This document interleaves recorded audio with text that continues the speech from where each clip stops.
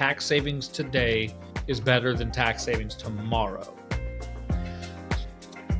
What that allows you to do is that you have more cash today, save on taxes in the beginning of the investment. The more you take up front, the better your savings is up front so that you can continue to invest. That's why these incentives are built into the tax system, is because that it benefits people who continue to invest in real estate. Welcome into the Get Invested podcast, a podcast about all things real estate and real estate investing, brought to you by Capital Velocity Investments and a part of the Matthias Talks Investing Substack. Hello, welcome back to another episode of the Get Invested podcast. As always, you're with your hosts Jordan and Matthias, and we are excited to be here and talk all things real estate investing, and just investing, as well as, of course, perhaps shenanigans if we have time. We always have time.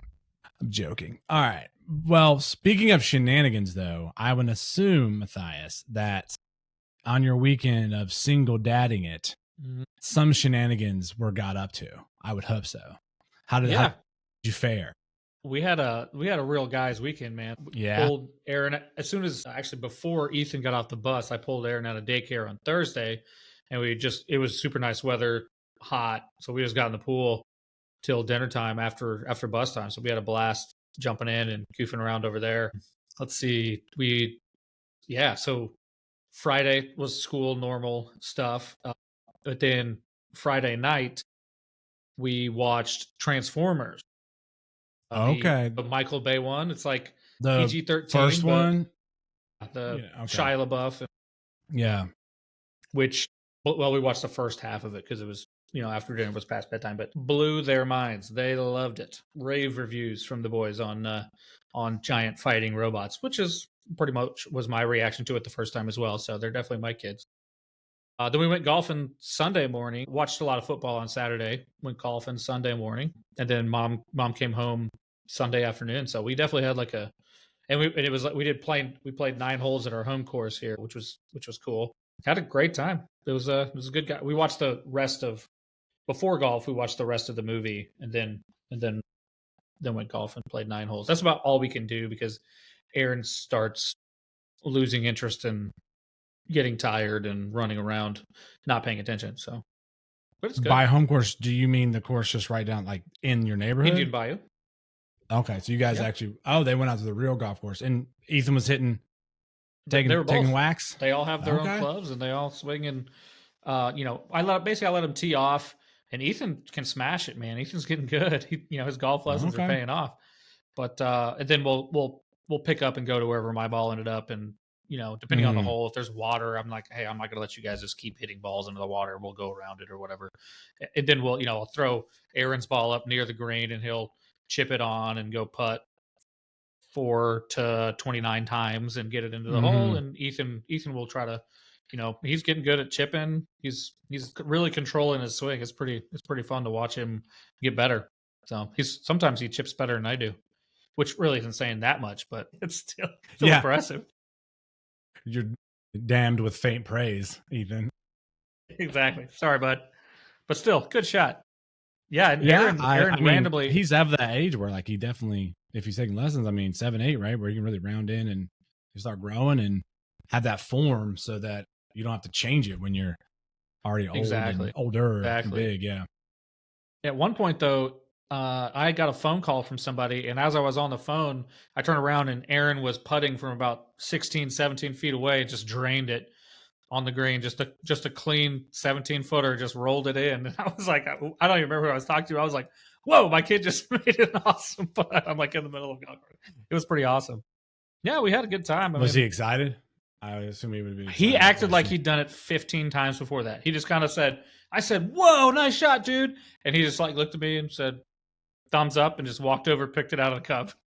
This from the kid who's, I know, excited about almost everything all the time. Apparently he's been making putts when I'm not watching all the time. It's just, there was very little reaction. Act like you've been there before, I guess.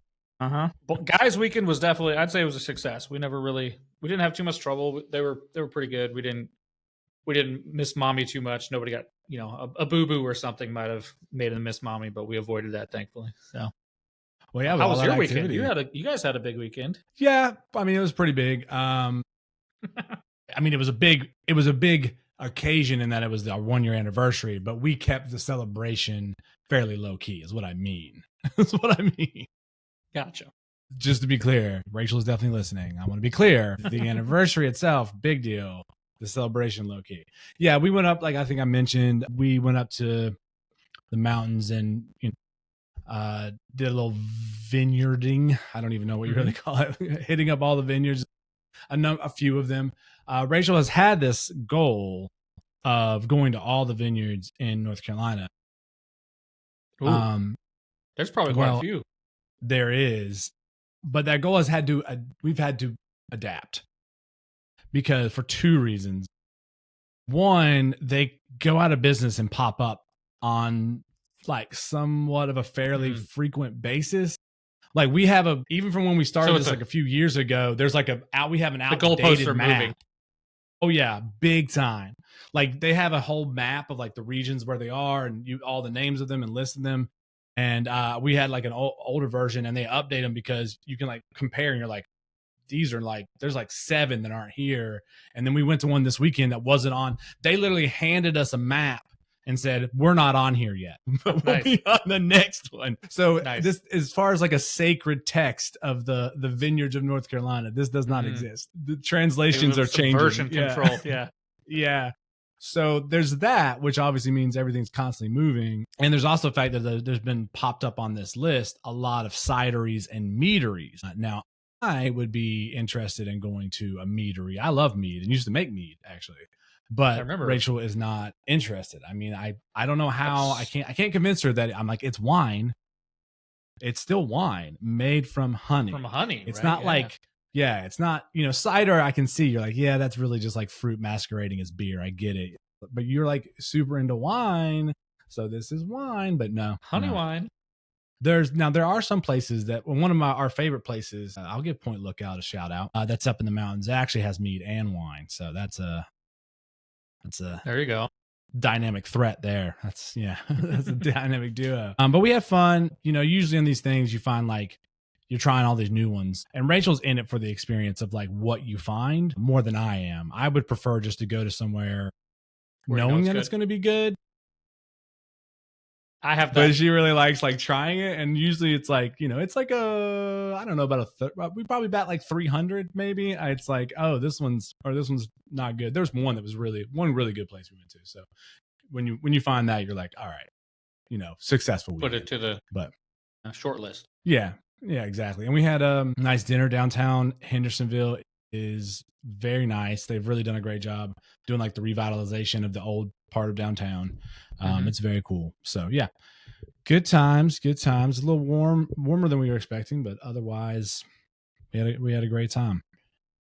Nice. Happy 1 year anniversary, guys. I know she's listening. Thank you. Yeah, thank you. We were celebrating kind of like our dating anniversary too. It's around the same time. And we finally opened the champagne from that our real estate agent got us for when we bought this house. We hadn't opened. It's been like 6 months. We're like, finally got around to it. So yeah, good times. But enough about my 1 year anniversary and your successful dad weekend, I suppose. I have no segue because there's no way to segue from like fatherhood and like romantic love. Are you serious? You can't find a segregation segue? Studies. So what we're going to talk about today is, as Matthias mentioned, it's something that is very much a part of paying taxes and or listing value. It's a technical part of owning property, whether you be an investor or a GP or whatever. So I'm going to let him kind of just jump in with definitions and examples, and then we're going to expand from there. So take it away, Matthias.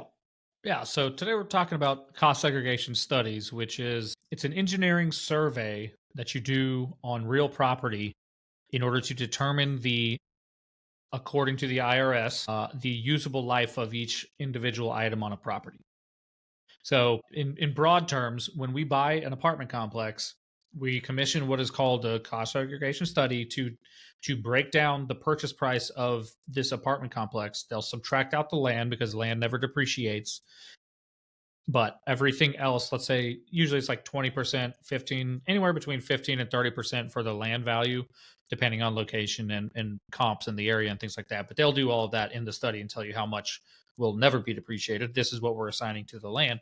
Everything else will be divided up into every countertop, every doorway, every electrical wiring system, every roof shingle and rafter, everything will be divided up from whatever's left of that total cost, and everything will be assigned a value.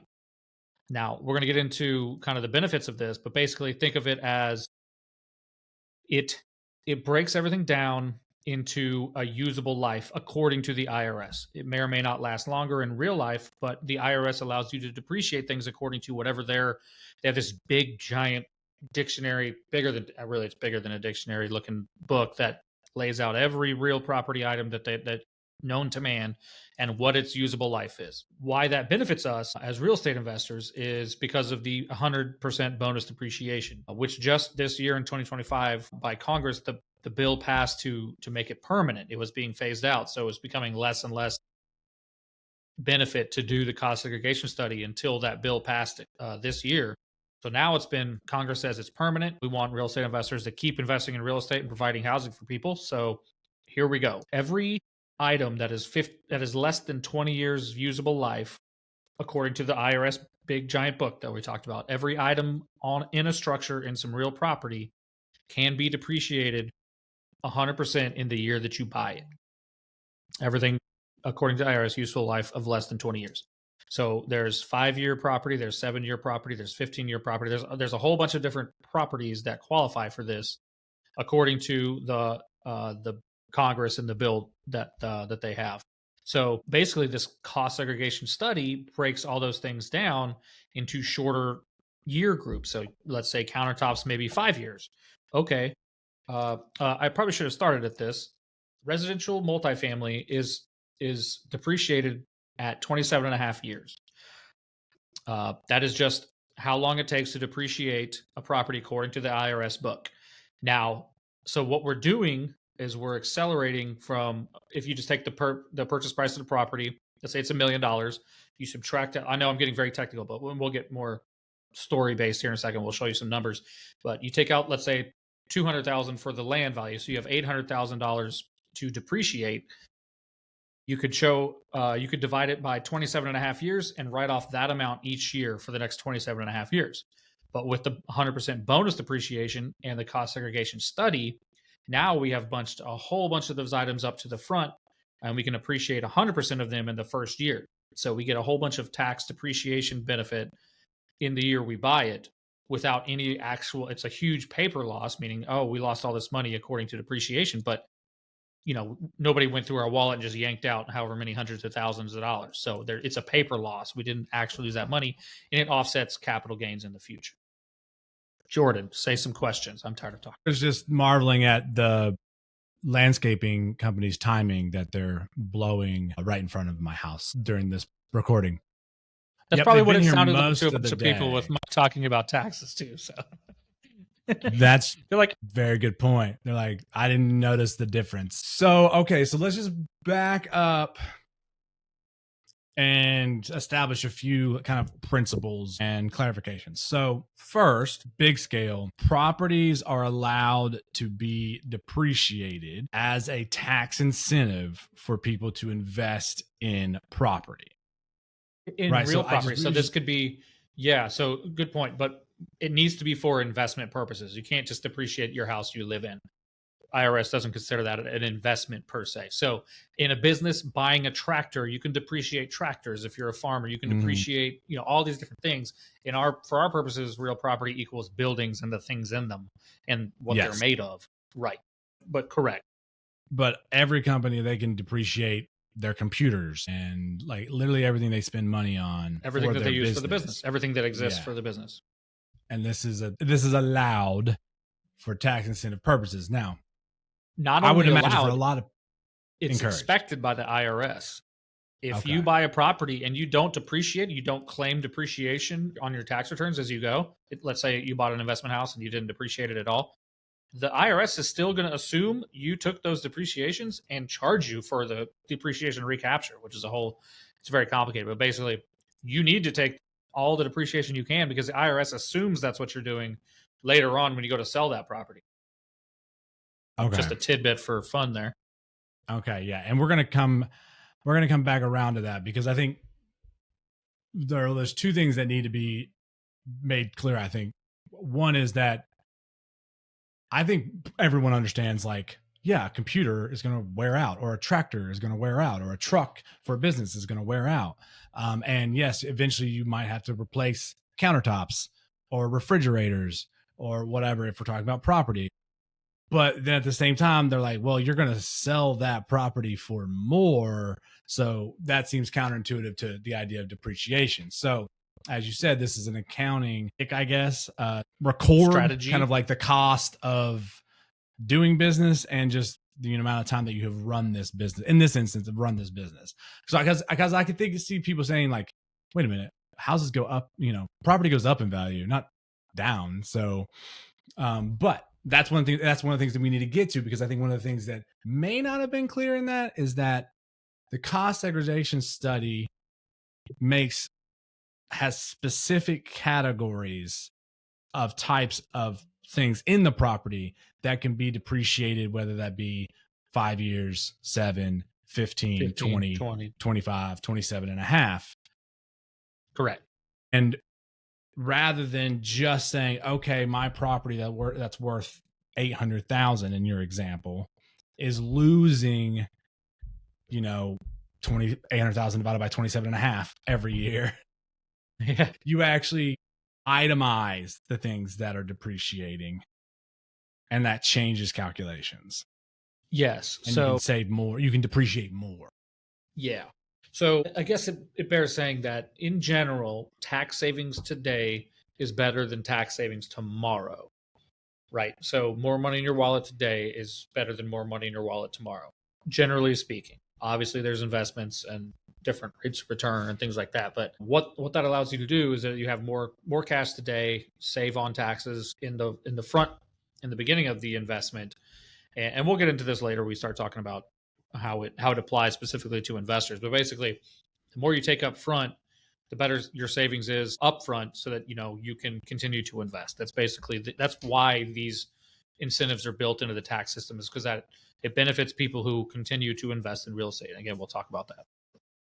Right. So yeah, we were going to swing back around to the 100% year one incentive, but there's also, if I understand it correctly, you could just depreciate the property as one entity, or you can depreciate it as all of these catalog parts, and therefore you can depreciate a lot more as an itemized list. Quickly. Yeah, exactly. Yeah. Theoretically, you do the cost segregation. Let's say 100% bonus depreciation didn't exist at all. You could still do the cost segregation study and accelerate. Some things would be 5 years. So it would be, let's say, the cost of countertop. I have no idea what the IRS says countertops are, but let's say they're 5 years. You could say the value out of the purchase price that we assign to countertops in this property is $27,000. Okay, well, I could do that over 5 years now instead of the whole. You know what I'm saying? Everything's divided up into smaller, different pieces. So it gives you benefits that you can depreciate things faster.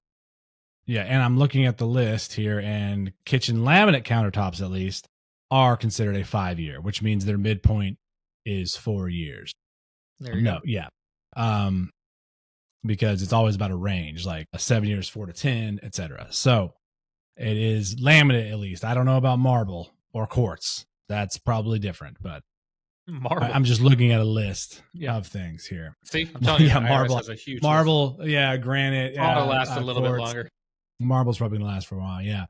Okay. So that is the main principle of this, is that you can depreciate earlier, faster, and that matters for business and investing purposes. All right. So we've got that established. I believe so. Okay.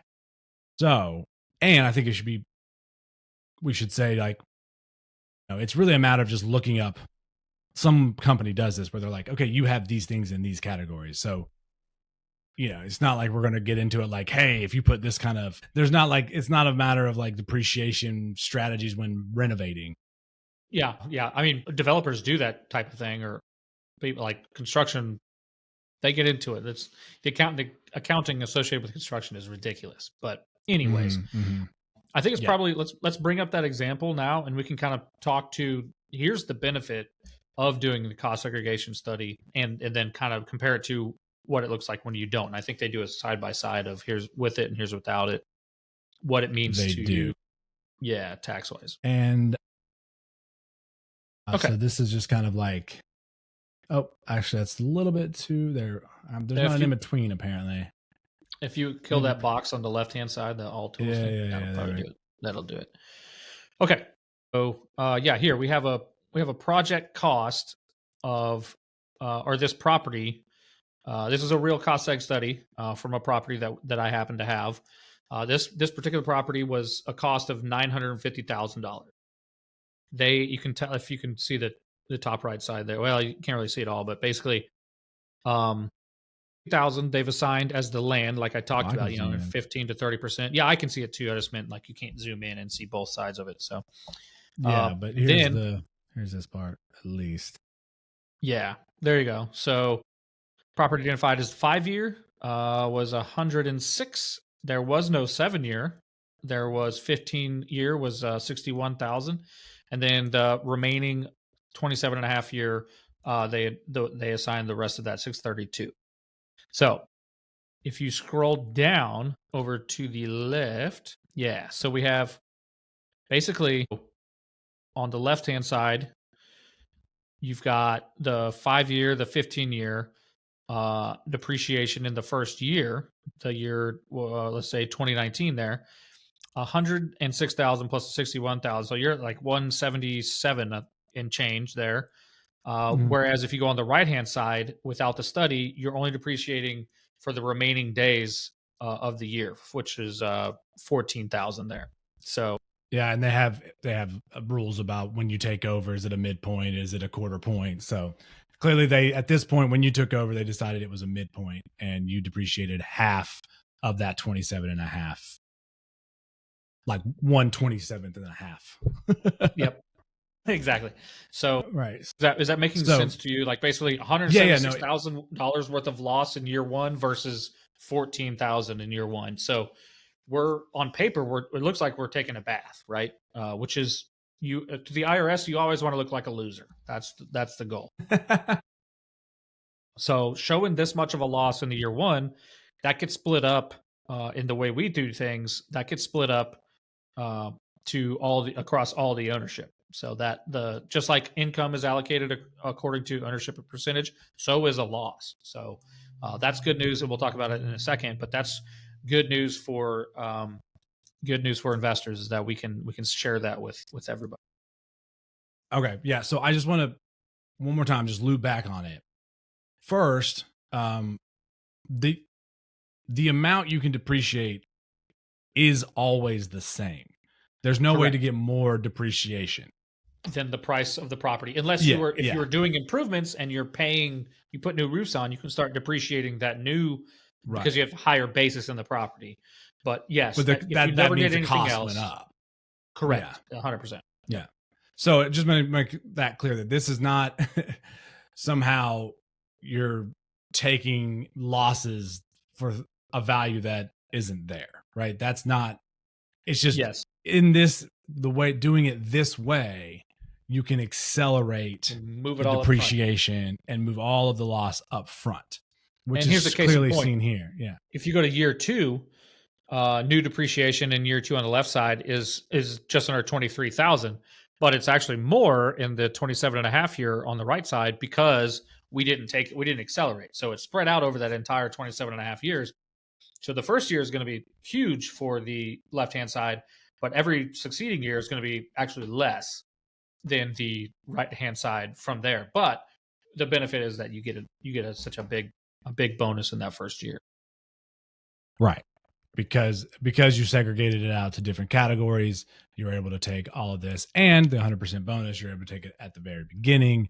Whereas now, you can still, of course, depreciate over time the 27.5, the real estate residential Correct. aspect of it. Yeah. Okay. So just wanted to make clear that it's moving it up, because I don't know if we scroll down here and they see, wait a second, you said that you're saying this is a big, huge benefit, but it says that either way you're going to depreciate $800,000. Correct. Like, yeah, but that's 27 years from now. Look, it's 2046. And in the segregation study method, you've already done 179,000 of that 800,000 in year one. Exactly. Okay. All right. Okay. So why don't we move to why this matters for investors? Yeah. I think it's pretty clear why it would matter if you're running a business, that like you can claim losses on things that are still functioning, and it offsets, income, a tax bill. But yeah, how does this benefit the average investor in a syndication that had bought a property? You say, well, you use this one if they bought this one. Yeah. So the way this benefits passive investors. So the way the IRS, and this is again, I'm not giving tax advice to anybody, so consult your tax professionals. But in general, there's active income and passive income or investment income. Active income is what your job pays you for your W-2. Whatever your job is, that's active income. You're working to get that income. Investment income is taxed differently. It's considered capital gains, but it's also it stays in its separate box, according to the IRS, with some exceptions, but we're not going to get into here. What that means is that the tax document we get for our syndications, the tax document we give out to our investors is called a K-1, and in it lays out their amount of any income or losses that the investment earned that in any given year. So in the first year of all of our purchases, all of our acquisitions of property, the K-1 shows their portion of the significant loss. Even bigger now that we're back to 100% bonus depreciation. We always do the cost segregation studies to accelerate whatever we can. Now, so what they do is they file that K-1. They either hang on to it or they file it, depending on if they have investment income to offset. So investment losses can only offset, for, again, with exceptions, consult your tax professionals, but investment losses can only offset investment gains. The good news is that you can carry them. They last in perpetuity until you need them. So I don't know about check me on that. It might be like 5 to 7 years, something. It's a long time you can carry these things, probably longer than that. But anyway, so basically, if I hand you, let's just say your portion of that $180,000 loss, that's according to your ownership percentage in the company, or in the investment. Let's say your portion was $10,000. It just worked out that way. So now you have a $10,000 passive loss that you didn't actually lose any money, but you get to file that with the IRS. Now, if you had other investments that are paying you, and we'll talk about this in a second, but if you had other investments that are paying you gains from there, this loss will offset the gains from those investments. So it's like, hey, I made a bunch of money, and then I kept investing, and I didn't actually have to pay any taxes on the money I gained because I got to claim a write-off. So this, and I guess I could just talk about it now. In the newsletter that as we're recording this, that I just wrote, it talks about how the whole point of my company, why we did this, is that I wanted to establish long-term investment relationships with people, to where we're doing multiple investments, one every couple of years, maybe over a length of time. The goal in the long term is to build wealth for people, and it really starts compounding when you can do multiple investments. And then on top of that, it really starts compounding if you're getting tax savings at the same time. So let's say somebody invested a few years ago, we sold that property, they got a huge capital gain. Well, they reinvest some of those gains into a new investment that we have going now.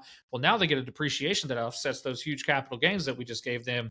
and now we're really steamrolling. They're like, and honestly, that's how Jen and I were able to get to the place where I didn't have to work anymore, or part of it, I should say, is that as we were making investment income from our investments, our real estate investments, we were able to offset that extra income with the losses from continuing to buy property. So as it basically it was growing tax free. Think of it that way, because we kept buying, we kept reinvesting as we went, so that our essentially we're growing tax. It's almost like you're in a Roth IRA, growing tax free if you continue to invest. And obviously, it's not always apples to apples, but that's in general the strategy that we're trying to bring to people, and that I've used very successfully, I would say, in kind of my own personal journey, and that I'm trying to offer with our investments. This just made me think that I wonder if I have one handy. We have shown a K1 before, and it was like a pretty early episode. Before we had the 20s of followers we have now. We might be getting to dozens, man. Dozens sounds better. Dozens. That's tens, and that would dozens. Be that. Wow, such ambition. Maybe we might be. We might be. I was thinking that it has very personal information on it. We probably don't want to pull one up. We could pull. Oh no, I thought I had like I was thinking I had like just a blank one, that I had used, but I don't remember where it is at the moment. We don't have to get into it because basically it's not a riveting. Trust me, it shows loss income, whatever it is for the year, and you just hand it to your accountant or plug it into softwares, and they will apply it. And I think so there's a few key points there, and then because you can claim those losses for more than just that 1 year, right? Mm-hmm. Well, I guess other than that one, I shouldn't say more necessarily, but other. It's not like you have to time it right. That like, okay, I lost it this year and I made money this year, therefore I can claim them.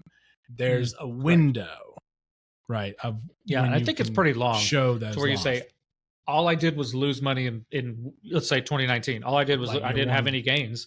So in 2020, let's say we again didn't show any.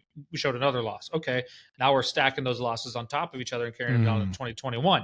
2021, you sold an investment property and got $20,000 of gains. Well, now your $20,000 of gains are being offset by the 10 plus whatever you wrote off in the other year. So and then you use them. You just carry them forward until they're fully used, basically. So even if it's your first investment, your first like real estate investment, you'll carry it forward, and every time you get allocated income from the property, the loss will offset it every time, and it'll just go on. Like whether or not you're getting distributions, almost neither here nor there. It's really just whatever portion of the income for the year you're being allocated, and then you can offset that, which is what you would be taxed on according to the IRS. You're offsetting that with the losses that you've already saved up. Right. Yeah. So again, I think that's just like a key point, and why it matters so much for the investor to have it foreground, if you will, put up front, is that you're going to have that all established so that when you make gains, it's going to be helped for many a year by all the losses that were claimed up front. Because, I could see a scenario where you're like, well, you can just depreciate every year and that takes away from what you made, but bringing it all up at front, is it a matter of flexibility? Because theoretically, you only have so much you can offset. Right. This is where it goes back to the compounding and doing multiple investments. It's because eventually you want to have, the goal is to have so much investment income that you're able to live off of it. You're getting wealthy off of it. So as that happens, the more losses you can take in each year, that you can let's say your tax bill, I'm just making this up, was going to be $1,000 because you made $100,000 of investment income. Well, if you're able to offset $100,000 of investment income with $100,000 of investment loss, you just saved $30,000 of taxes that you can continue to invest. You know what I mean? So that you're building, it's that compounding is going that much quicker because you're able to, and so you invest 30,000 that year. Next year your tax bill is going to be, it just keeps going. The bigger your tax bill gets because you're getting bigger gains. You get chunks rather than trickles. I think it's part of it, right? Yeah. Typically, you're gonna the most benefit you're gonna get from a bonus depreciation and cost segregation and all that is going to be whenever a property is sold. That's when you're going to get the biggest chunk of equity money coming your way of income, really, because it's investment income. It's long-term capital gain, but it's still taxed if it's all else being equal. So the more depreciation you have either stored up or in that year, because you've reinvested that stuff, that that money that they just sent you for selling a property, now you're able to offset more and keep more, and therefore invest more going forward each year.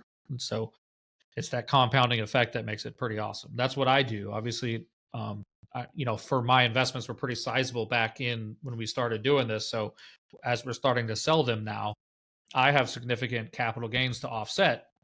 So therefore, I make significant capital investments that are going to help offset the gains that we have from selling those properties. Right. Yeah. I'm sorry. I was listening. It makes it sound like I wasn't. Fine. I was just like, but I was just thinking that maybe it'd be fun, since we're pretty much done with showing how the cost segregation works, just to pull up some examples just for funsies, like what we're talking about here as far as like how things are categorized. Because some of them are pretty straightforward. You're like, yeah, okay, it's the roof of the building. That's a 27.5 category. Makes sense. Exterior walls, doors, things that are holding up the actual building, that are the actual building. This is a real it's the breakdown. Theseus' ship paradox here. The idea of, if you were over time replace every board, bolt, plank, sail, rigging of a ship, when you replace that last part of the original, is it still the same ship? Same thing here, right? This is indeed the what makes the building. But so let's scroll down here a little bit just for fun, real quick. So 15 is, it's things that are very sturdy, but probably not as long lasting because they're outdoors, for instance, walkways, property signs, stuff like that. But the more interesting ones are things like, as you pointed out, countertops, cabinets. These are 5-year. Of course, as you've mentioned, you can use a refrigerator longer than 5 years. Obviously, you can have countertops longer than 5 years. And that's just how many years you can depreciate it versus how many years you use it, of course. But what is interesting is, and this is the one that I found, things like, what was it? Like wall wiring. There was closet stuff are 5 years, but then I saw in their 27.5 was the toilet paper holder was a 27.5 year. And I think if I were the kitchen sink and piping, I would be a wee bit insulted, because I think I'm sturdier than a toilet paper holder. But anyway, I thought that was the biggest contrast. Yeah, that was a big one. Maybe this has nothing to do with its useful life. Maybe this is just how long it's going to be in style. Kitchen sinks and faucets, maybe you want to change those every 5 years. Toilet paper holders, the life of the building, baby. Never change. I know that was like one of the first things I changed when we moved in here. Because it was, well, it doesn't matter. It was one of the ones with it's empty on the end. I don't like that. You're not paying attention. Next thing you know, it's flying off the roll. I'm rolling down the hallway. Yeah, sure. Yeah. So I just wanted to show them like what that looks like. Like, it literally lists everything, and they're grouped in. It's not like you're counting each shingle, but every shingle does add up to this. Shower heads. I mean, it's everything. Okay, I'm going to stop sharing that now. So I know I've been harping on this, but I just want to make it clear, and I think you've done a good job of showing, like, if you can save a decent big chunk of tax, save it all at once. You keep that money. That allows you to have that big chunk of money to reinvest, rather than if you did it over time, you'd have small chunks that then they would add up, and you would not have been able to invest at the 3, 4, 5 years prior, Whereas now, as we know, time is like the biggest factor of investments. Sure. So Yeah, that is, it's the compounding effect. It's the saving tax money today allows you to reinvest, assuming you reinvest. I mean, obviously you can do whatever you want with that money, but I'm saying saving that tax money today allows you to grow that much faster if building wealth is your goal, because the more you reinvest, the bigger tax write-off you get, and so on. You just keep building that bubble. And that's why developers and real estate people don't ever pay that much in income tax. They pay a ton in property tax, but don't pay that much in income taxes because they're always reinvesting and getting the depreciation or write-offs going on and going on. So that, it keeps the income tax bill really low. And because they want you to keep investing in real estate and providing housing for people. right. This is generally considered a good for society. Yes. Affordable housing and whatnot. Right. I think perhaps, I mean, there's a distinction, though, not a distinction, but it's not like, for instance, you're not using all of the income you make from real estate as investment. Like, right. Like, not, right. Like, well, you're not living off because I live off some of it. Yeah, exactly. I was when I was in the Air Right. Force. I sure was. Right. That's that rolling over. But I just think eventually, of course, the goal would be you get to use some it supports of it your lifestyle. Reinvest some of the other. Yeah. So yes, you can't. There's no. I mean, Uncle Sam is always going to get his, right. Like, you're always going to pay taxes, but the more you can keep reinvesting on any given year, the better. The quicker you're building that wealth. That's kind of the general. Yeah. And then on the syndicate side, the business side, when you're taking over a property, kind of just to throw in the value add aspect of this, I suppose, when we're taking over a property, we're doing outlays to improve. There's going to be some vacancies as policies change, tenants move out, we want to renovate, et cetera. Right? There's going to be some shakeup. There's a good chance that income, cash flow will dip. So the ability to claim all the losses on the front end helps get the business going, gets the syndicate going, right? So, I mean, just wanted to bring that side of it in, that it helps kind of jumpstart. With our structure, yes and no, just because our entities do not actually pay taxes themselves. It's passed through to the investors. So, and our investors don't actually put money into the deal at any given time. That would be considered like a capital call, which it's very taboo. We don't do that. But if it was just a standalone business, absolutely, yes, that would be the incentive for that depreciation, is like, hey, to absorb, you're making investments, we're going to give you a break on taxes, that kind of thing. So it's passed through. So it's not exactly a straight line from tax savings for the business to allows you to absorb the lower, the outlays and all that. So yes and no, but the general gist is there. Yes. Yeah. Well, I was just thinking because, right, is going to claim losses, and it may actually have real losses as well. It could possibly, sure, right, that are passed on to the investor in the very fact that you use the investor's money to do this renovation. Now their equity in that. Yeah, absolutely. Yeah.